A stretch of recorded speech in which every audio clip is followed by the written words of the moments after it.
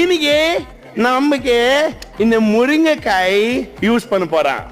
எனக்கு ஜீ தமிழில் சமையல் எக்ஸ்பிரஸ் ஷோவில் இருந்து தான் ரெசிபி ரீக்ரியேட் பண்ணியிருக்கேன்.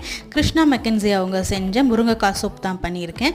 இதுக்கு ஃபஸ்ட்டு குக்கரில் ஒரு 4 கப் அளவு தண்ணி சேர்த்துட்டு ஒரு முருங்கைக்காய் சேர்த்துக்கிட்டேன். ஒரு பெரிய வெங்காயம், 2 தக்காளி, 5 பல் பூண்டு, 1 இன்ச் அளவு இஞ்சி, 1 ஸ்பூன் அளவு முழு மிளகு, அப்புறம் 1/2 ஸ்பூன் அளவு சீரகத்தூள், மஞ்சத்தூள் கொஞ்சோண்டு, அப்புறம் மிளகாத்தூள், உப்பு எல்லாமே சேர்த்துட்டு நல்லா மிக்ஸ் பண்ணி விட்டு குக்கரில் ஒரு 2 விசில் வச்சு எடுத்துக்கிறேன். இப்போ நல்லா குக்கரில் இந்த அளவுக்கு வெந்துருச்சு. வெந்ததுக்கப்புறமேட்டு இதை வடிகட்டி எடுத்துக்கிறேன். வடிகட்டிட்டு அந்த வடிகட்டியில் இருக்கிறத மறுபடியும் மிக்ஸி ஜாரில் சேர்த்து நல்லா ஒரு பேஸ்ட் மாதிரி அரைச்சி எடுத்துகிட்டு வந்துக்கிறேன்.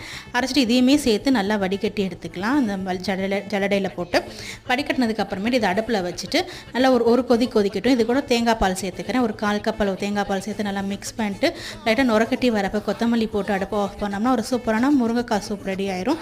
ட்ரை பண்ணி பாருங்கள். சப்ஸ்கிரைப் பண்ணிக்கோங்க. தேங்க்யூ.